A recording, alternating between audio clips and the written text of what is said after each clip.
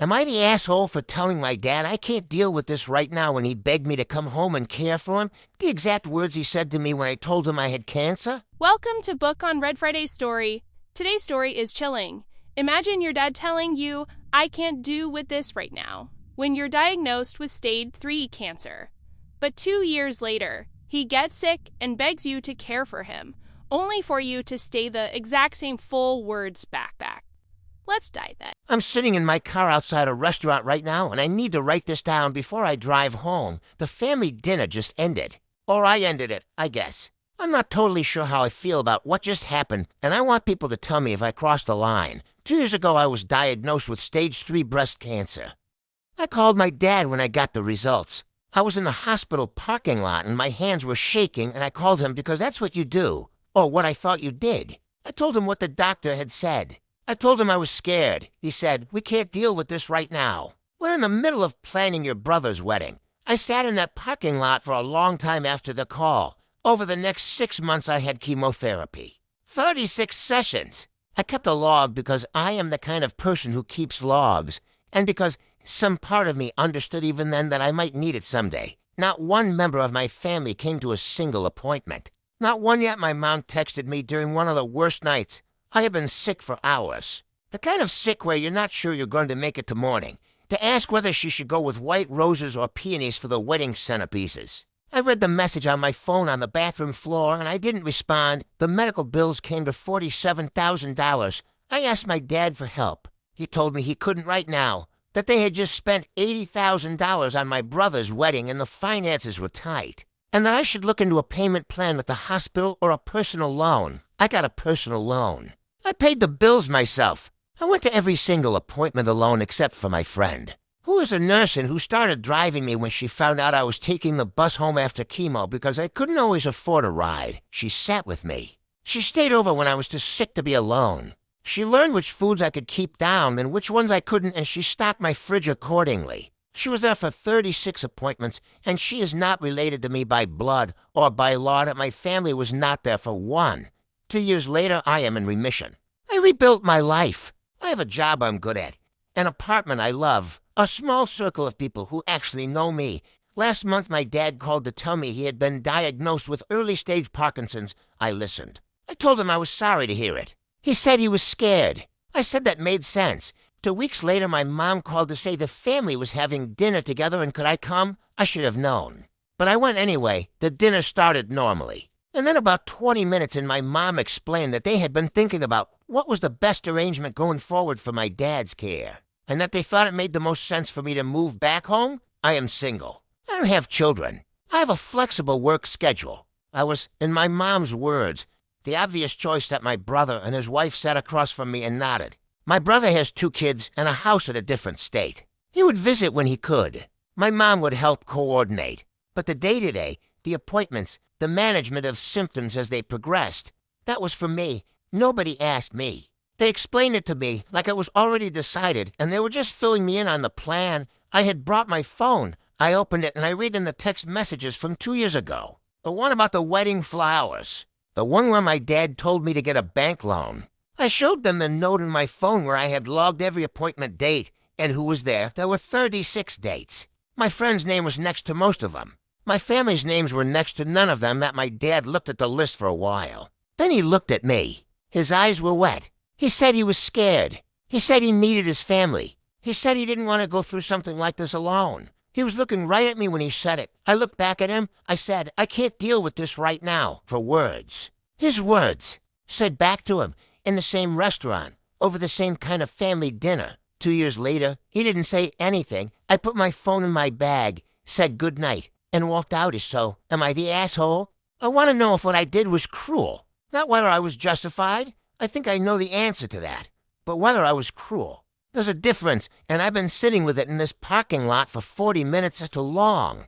Didn't read. Dad told me we can't deal with this right now when I called him after my stage 3 cancer diagnosis. No family member attended a single one of my 36 chemo sessions. Family spent $80,000 on my brother's wedding, but told me to get a loan for my $47,000 medical bills. 2 years later, Dad has early-stage Parkinson's.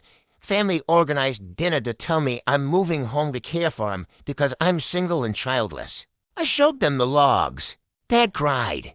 I said I can't deal with this right now. Then I left. Am I the asshole? Edit. My friend just texted asking if I'm okay. I've been sitting in this parking lot long enough that she noticed I hadn't come home yet. Going home now. We'll update when I can think straight. Edit 2, home. On the couch. She made tea without asking. Reading all your comments. I don't know what to say to most of them. Going to sleep and update tomorrow. Oh gosh. 26 of camo, and not one family member show up. Her mom literally texts her on the bathroom floor, not to check if she was alive, but to ask about wedding flowers. That's beyond toxis. It's poor evil. And now they have the absolute nerve to tell her she's the comfort choice to move back home and be a full-time caregiver because he's single. Hang no. Opie pulled out her phone, showed them the receipt of their niggle, and read the exact 4 words on her dad while he cried. Is she wrong for being this savage? Trash your book call, guys, because of that one in a total emotional role cost her. Update 1. The next day, I slept more than I expected to and woke up feeling something I can only describe as calm in a way that's different from numb. Not okay exactly. Just settled. Here's what happened after I left the restaurant that my mom called for times between the parking lot and my front door. I didn't answer. My brother sent a text that said I had been incredibly selfish and hurtful, and that Dad was devastated, and that I needed to think about what kind of person I wanted to be. I read it once and put the phone face down that my friend was on the couch when I got home. She had a key for reasons that go back to the months when I wasn't always well enough to answer the door, and she had clearly decided to use it. She didn't ask what happened. She just moved over to make room, and we sat there for a while, and at some point she said, "You don't have to tell me anything."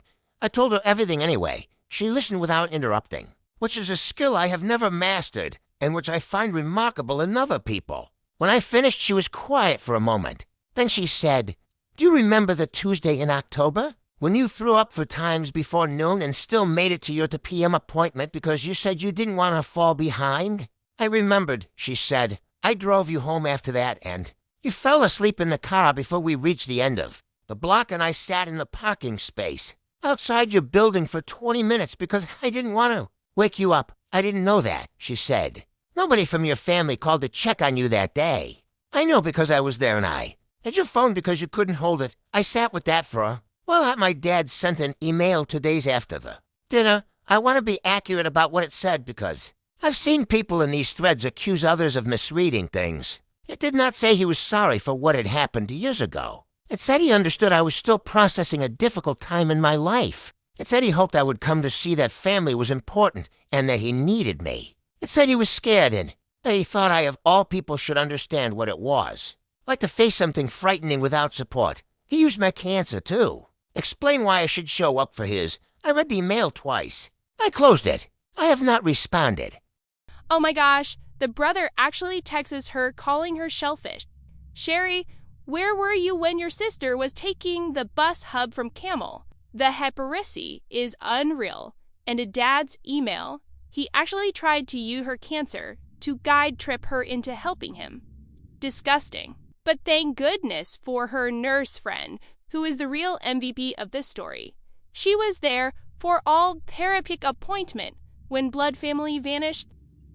Opie is standing her frown, but her mom is crying and her family is rescuing her. Is he going to fall, or is he shutting that door forever? Let's get into the final outcut. Update 2. Finale want to close this out because a lot of people have been following, and I think I owe an actual ending. I'm not moving home.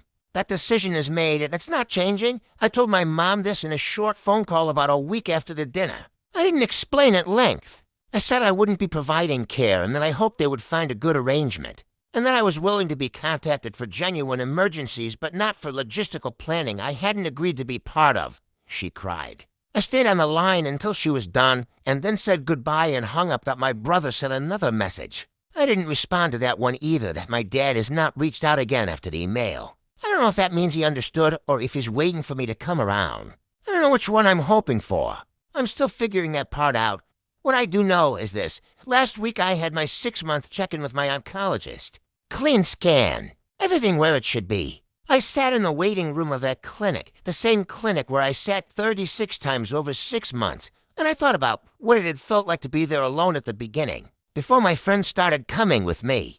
The specific way to walking in and sitting down and not having anyone to look at. I don't sit there alone anymore. My friend comes when she can.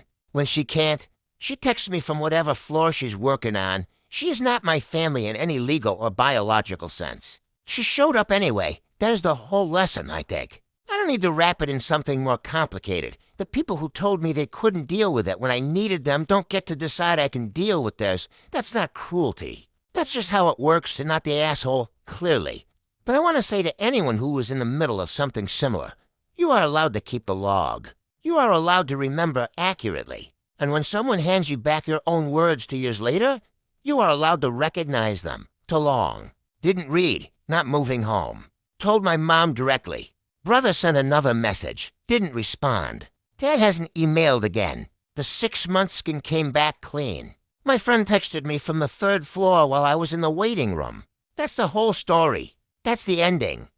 Well, what's a powerful investigative ending? The people who told me they couldn't deal with it when I needed them don't get to decide I can deal with theirs.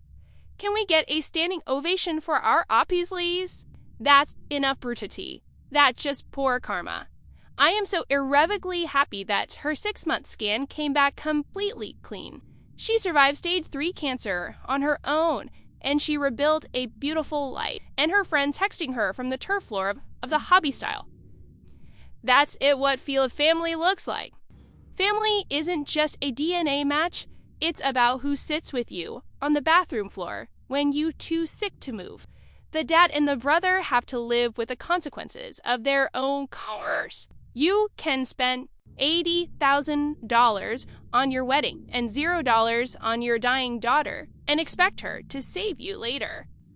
OP kept the receipts, remembers accurately, and saved herself. But Popcornrest, bro, I had to ask you, would you have said those forward back to your dads, or would you have been softer? And how amazing it is, nurse friend. Drop your dot in the comments and distribute your tastes. So if these stories touched you so, please smudge limer and subscribe to our Canary story. Draft your own call carries the one who truly cares about you, and I will see you in the next one. Goodbye.